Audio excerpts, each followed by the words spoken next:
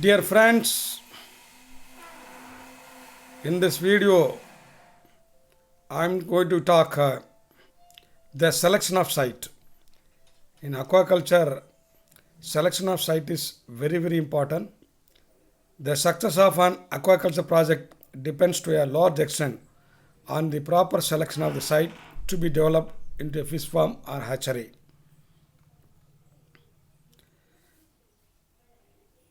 So before selection of the site, you have to decide something that is called preliminary decisions.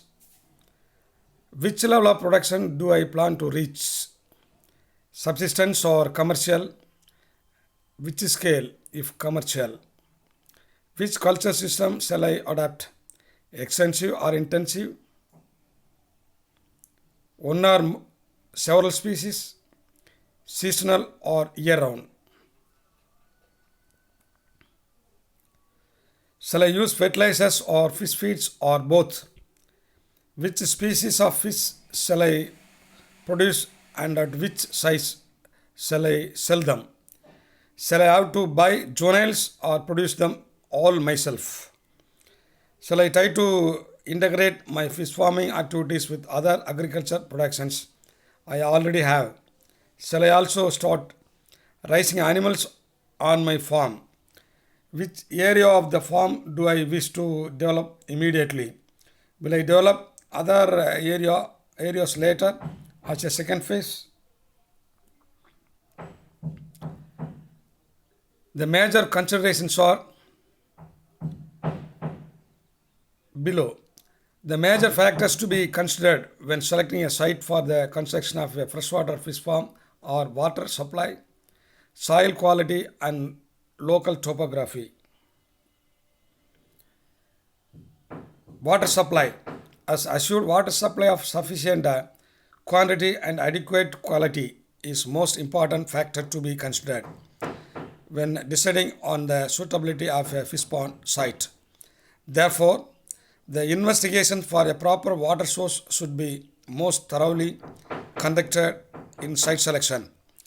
The statement of the irrigation divisions or other water authority for the required amount of water to the ponds or the hatchery and any restrictions on water supply to the fish farm must be acquired.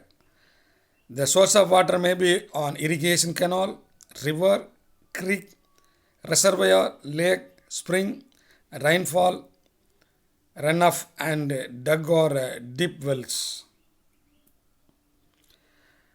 Water can be supplied via feeder canal, storage tank, or pipeline by gravity or by pumping to the ponds. The most economical method is by gravity. For a pond built in suitable soil, the minimum supply of water should be 5 liters per second per hectare of pond throughout the year. The drainage possibility of the pond should be carefully investigated during the site selection. Gravity drainage of the ponds is preferable. For draining a pond by gravity, its bottom should be at a level higher than that which the maximum water table reaches during the harvesting period in a normal year. It is essential that you have the required supply of good quality water at the time needed to operate your fish farm. Preferably, it should be available all year round. Estimate quantity of water needed, estimate water losses, evaporation losses, and so on. Quality of water is one of the most significant factors to be considered in site selection. It should be investigated by taking a number of water samples from the proposed water source for laboratory analysis of physical, chemical, biological, and microbiological properties, including health hazards. Water test procedures should be on accordance with the relevant standard classification in the country on water quality. From a production point of view, emphasis should be placed on the following: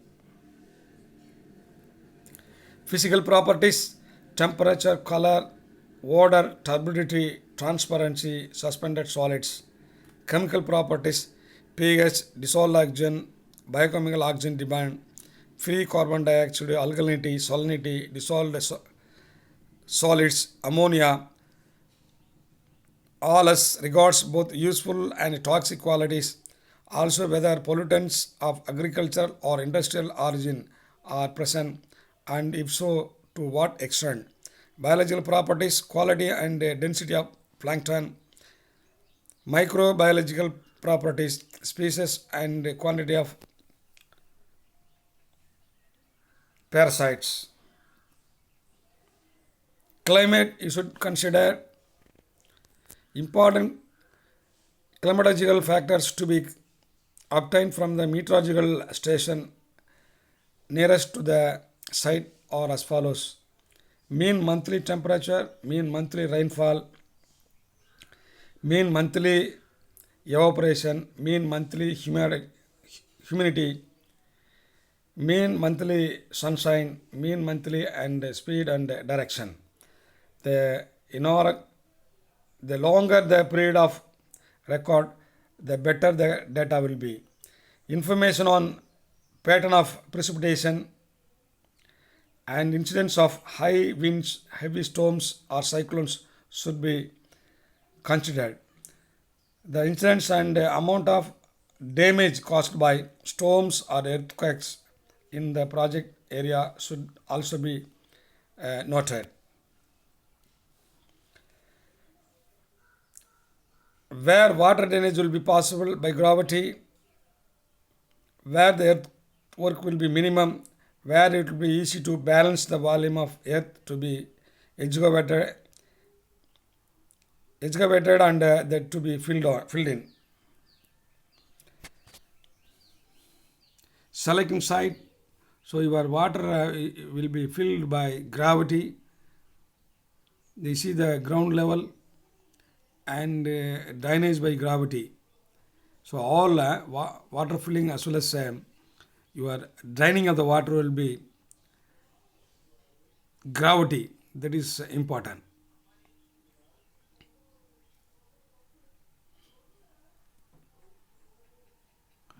Soil quality and site selection. Avoid sites with rock outcrops, gravel beds, sandstones and limestone. Beware of sandy soil and termite molds. Give preference to soils such as sandy clay, silted clay, loam and clayey loam. Remember that even a small layer of troublesome material such as gravel, sand or acidic clay can cause problems. If there are such layers, make sure that the earthworks are on the site, do not enter into them. Soil quality and site selection. So while selecting soil quality and site selection, you have to avoid rocky outcrops. Then you have to avoid termite molds. Then you have to avoid sand or gravel. All right.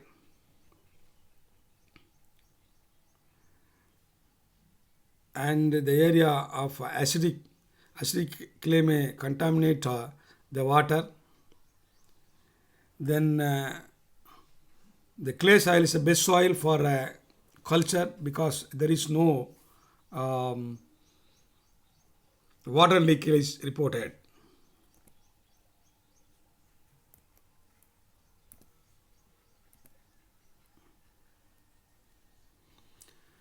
The most important economic and social factors are as follows: development plans for the project area, ownership availability of land on land values, land regulations, rights as well as any legal restrictions related to land, proximity to all weathers, road connections, availability of electricity, telephone or radio connections as well as unit power cost, availability of equipment, services and suppliers need for running the project, availability of construction material.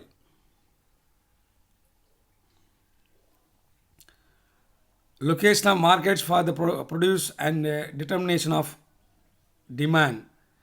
Availability of organic and artificial fertilizers, drugs and chemical material. Availability of supplementary feeds. Cost of equipment, materials, feeds, etc. needed for running the project. Availability of suitable transport facilities. Availability of ice for marketing. Availability of staff with adequate experience of pond management. Availability of skilled and semi-skilled laborers. Reasonable amenities for permanent staff, for example, school, shopping facilities, hospitals, etc. Information on local financing methods or credits, political realities.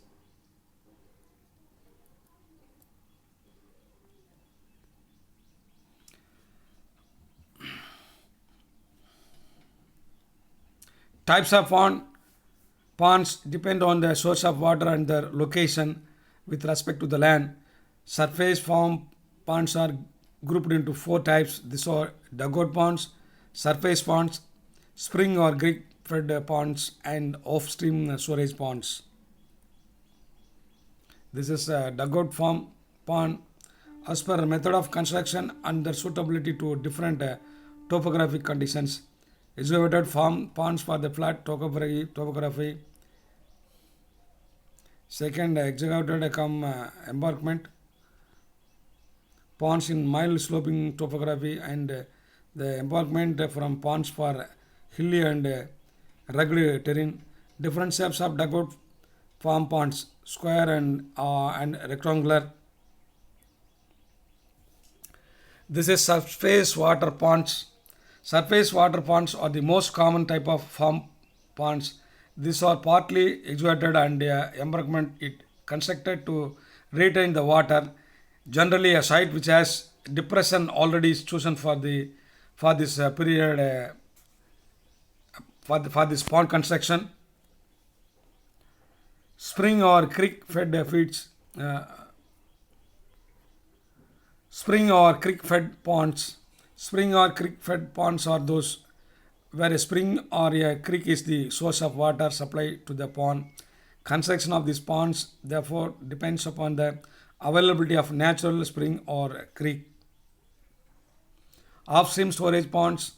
Off-stream storage ponds are constructed by the side of streams which flow only seasonally.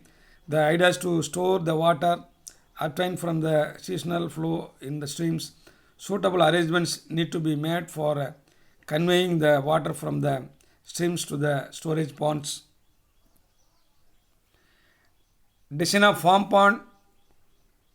Selection of sites is important. Determination of the capacity of the pond.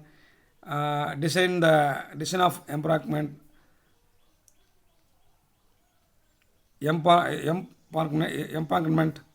design of the mechanical spillway, design of the emergency spillway, providing for seepage control from the bottom. Pond design, layout and construction. The earthwork in the construction of the ponds, canals, levels along comprise 35 to 50% of the construction cost.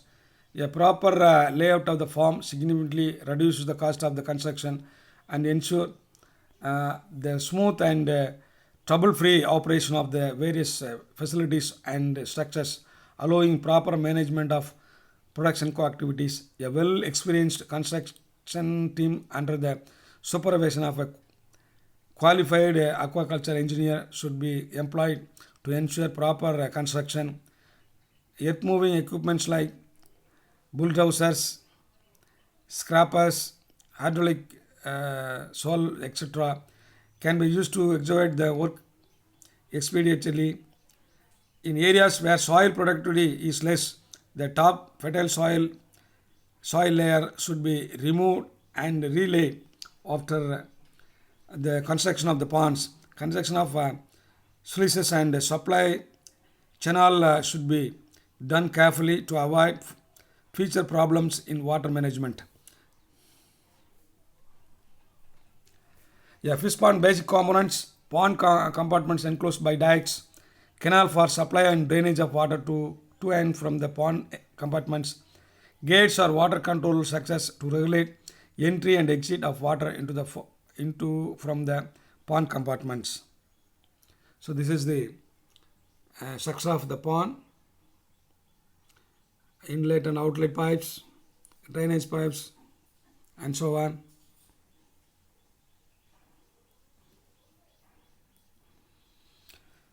The peripheral dike of a farm is the most important structure since it is protected the farm against flood, tidal thrust, and cyclone. The structure of pond dikes depends on the local bearing capacity of the soil and its compatibility. In areas with sandy soil, impervious materials like concrete, clay, or sand bags should be used as the core of the dike. Whenever the outer side of the dike faces the water front, it should be contain a beam and stone pitching or a retaining wall should be constructed. The height of the pond dike should be at least 1.5 meter so as to retain a maximum of 1 meter water in the pond.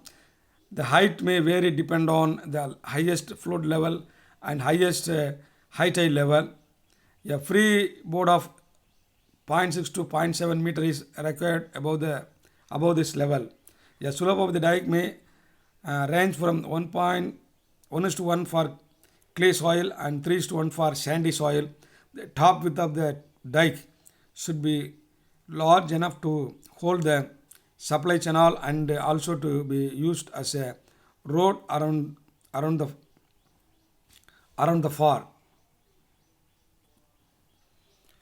The width of the inlet, the volume of water to be held in the pond, time required for filling or draining the pond, amount of rainfall which must be carried off a given period of time, elevation of canal bottom in relation to tide. Construction of gates: be durable, watertight, and made up of locally available materials. Have adequate capacity for the amount of water to be taken in or drained. Allow water to be taken in or discharged at the bottom. Have provision for draining pond surface water.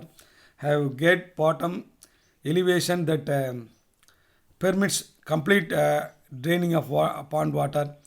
Have slots or grooves for the placement of outside and inside screens to prevent undesirable species from entering the pond and the shrimp from leaving the pond. Have place for net insulation for harvesting and be easy to operate. This is the drain structure or monks or sluice gates which control water level, top or bottom water release and keep shrimp from escaping the pond.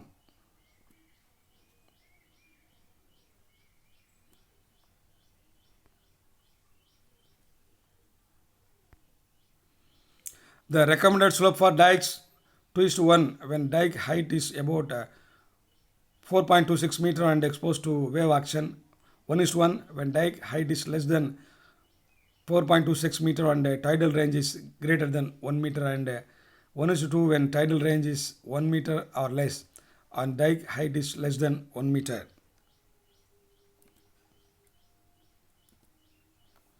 Water intake system.